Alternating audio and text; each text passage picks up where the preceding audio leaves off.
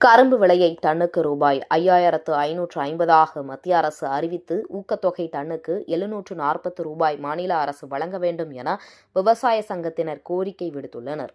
விழுப்புரம் கரும்பு விவசாயிகள் பேரவை கூட்டம் விழுப்புரத்தில் உள்ள கரும்பு விவசாயிகள் மண்டபத்தில் முண்டியம்பாக்கம் கரும்பு விவசாயிகள் சங்க பேரவைத் தலைவர் பாண்டியன் தலைமையில் நடைபெற்றது.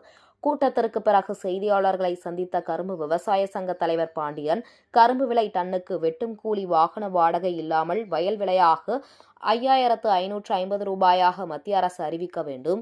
மாநில அரசு சார்பில் வழங்கப்படுகிற ஊக்கத்தொகை டன்னுக்கு 349 740 உயர்த்தி வழங்க வேண்டும் என வலியுறுத்தினர்.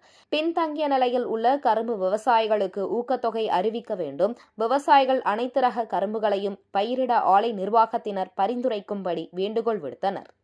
டன் ஒன்றுக்கு 740 ரூபாயாக மாநில அரசாங்கம் கரும்பு விவசாயிகளுக்கு வழங்க வேண்டும் என்று ஒரு தீர்மானத்தை நாங்கள் நிறைவேற்றி அதையும் ஆணையாருக்கும் அரசாங்கத்திற்கும் அனுப்புவதற்கு தயாராக உள்ளோம். இந்த வகையிலே கரும்பு விவசாயிகள் மிகவும் பின்தங்கிய நிலைமையிலே விவசாயத்திலே இருக்கிறார்கள். அதற்கெல்லாம் மாநில அரசாங்கமும் ஆலை நிர்வாகமும் எங்களை ஊக்குவிக்கும் வகையிலே பல ஊக்கத் திட்டங்களையும் அறிவிக்க வேண்டும்.